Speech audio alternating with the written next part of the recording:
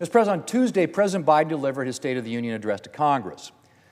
And in this time of divided government, I was glad to see the President making more than one nod to bipartisanship. I do think this moment, with power split between Democrats and Republicans, provides a real opportunity to work together, to move away from the extreme partisanship of the past couple of years and make some real progress on some of the issues facing us.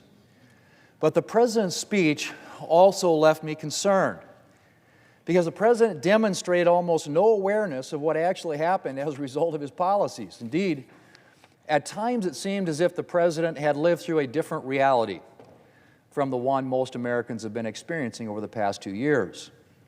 The President rattled off a list of his supposed economic achievements.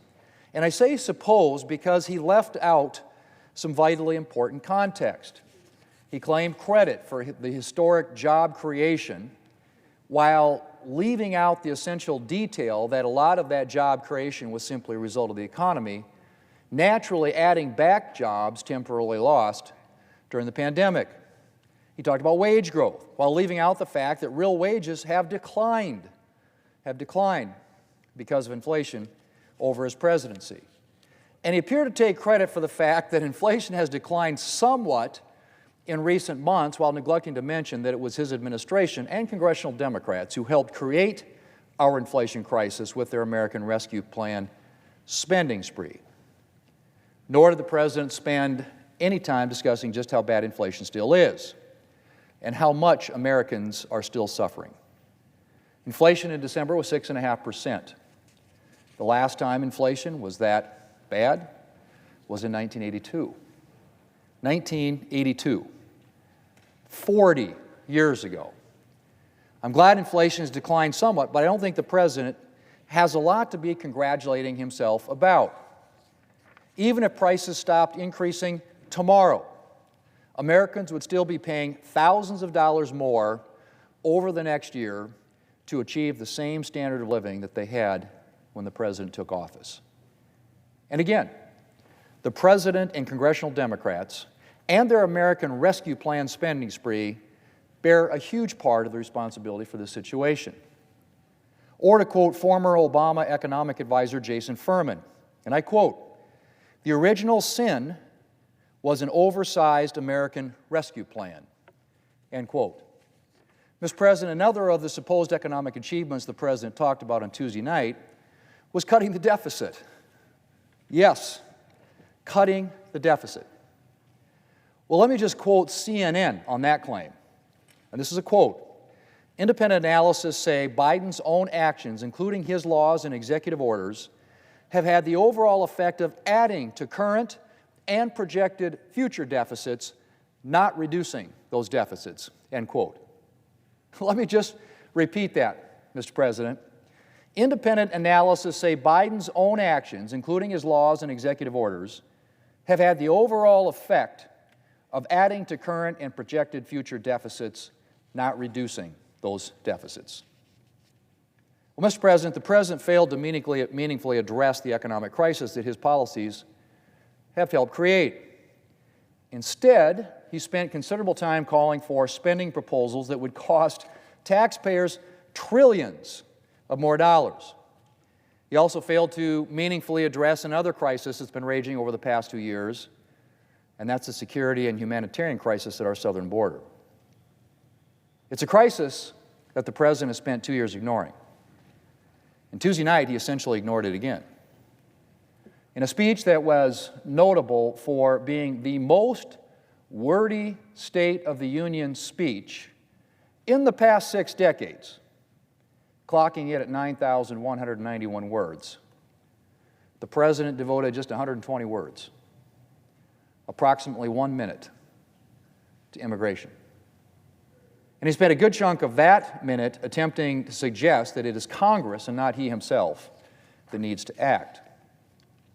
In fact, the President's brief 120 words on immigration managed to convey the impression that the President's been trying to secure the border all along, instead of reflecting the reality that the President ignored this crisis, a crisis, I might add, that he himself triggered for 2 years and only began to somewhat acknowledge it a mere month ago. The President's speech was also strikingly light on a vision for our national security, despite a war of aggression from Russia, which has made its imperial ambitions very clear, and continued troubling activity from China. There wasn't even a mention of Iran, which continues to be the leading state sponsor of terrorism, or North Korea, which just unveiled an alarming quantity of ICBMs. The President devoted just 9 words to the importance of modernizing our military, even though the past year, and indeed the past week, has underscored the necessity of making sure our military is the top fighting force in the world so that we can deter and, if necessary, confront any threat.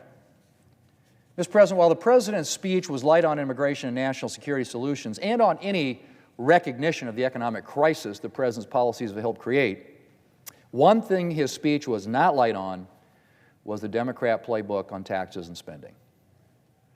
The President kept bringing up and encouraging Congress to, quote, finish the job. It quickly became clear that that was code for spend more taxpayer dollars, or maybe expand government, even though it was excessive government spending that helped get us into this inflation crisis in the first place. But if there was one thing that became clear Tuesday night, it was that the President wants to have it both ways. He wants to cut the deficit, but simultaneously expand and grow government. He celebrates Made in America, but in nearly the same breath demonizes businesses. He wants to boost American innovation, but he also wants to raise taxes and impose price controls. Perhaps no example of this wanting to have it both ways was more telling than the President's clear belief that oil companies should increase domestic oil production despite the fact that the President campaigned on eliminating fossil fuels. The President recounted an exchange with an oil industry representatives who told him that they were reluctant to invest because they were concerned that the President would shut down oil wells and refineries. The President clearly intended the anecdote to illustrate the selfishness of big oil or big business. But the anecdote did a much better job of illustrating just how outrageous it is that the President assumes he should be able to get as much oil production as he wants while simultaneously working to sunset, to get rid of oil companies. Mr. President, the President might like to have it both ways, but he can't, because policies have consequences. Spending has consequences. Taxation has consequences. And the result of the big government tax and spend policies the President laid out Tuesday night would not be the prosperous future he imagines, but more economic pain for American families and businesses. And any bipartisan work that we do over the next 2 years needs to move away from the failed policies of the past 2 years and toward a more fiscally responsible future. The upcoming debt limit debate represents an outstanding opportunity to take a good, hard look at government spending and see how we can handle taxpayer dollars more responsibly. I was disappointed that despite his calls for bipartisanship, the President decided to call for a clean debt limit increase Tuesday night. In other words, an increase in the nation's credit card limit unaccompanied by any effort to stop adding to our bill. The President's attitude was all too reminiscent of Democrats' partisan my way or the highway approach over the past 2 years. And I sincerely hope he'll rethink that position. I was also disturbed by the President's attempt to suggest falsely that Republicans are interested in paying for the debt limit increase by cutting Medicare and Social Security. I suspect the President is well aware that that is not the position of the Republican Party. And his scaremongering was not reflective of the kind of bipartisanship I hope we can achieve over the next 2 years. What Democrats and Republicans should be doing is working together to put Medicare and Social Security on a more secure financial footing going forward.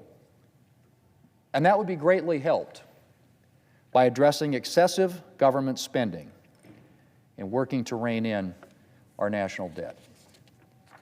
Mr. President, I appreciated, as I said earlier, the fact that despite trotting out far too many of the same old tax and spend policies Tuesday night, the President did make a real nod toward bipartisanship. And I truly believe that we can do a lot together over the next 2 years, from passing a farm bill to reauthorizing the Federal Aviation Administration and improving our nation's air traffic control system, to creating new market access for American producers and securing more transparency and accountability from big tech. I hope that the President's words in support of bipartisanship will be borne out by his actions in the coming months, and that working together we can build a record of achievement that will help make life better for the American people. Mr. President, I yield the floor.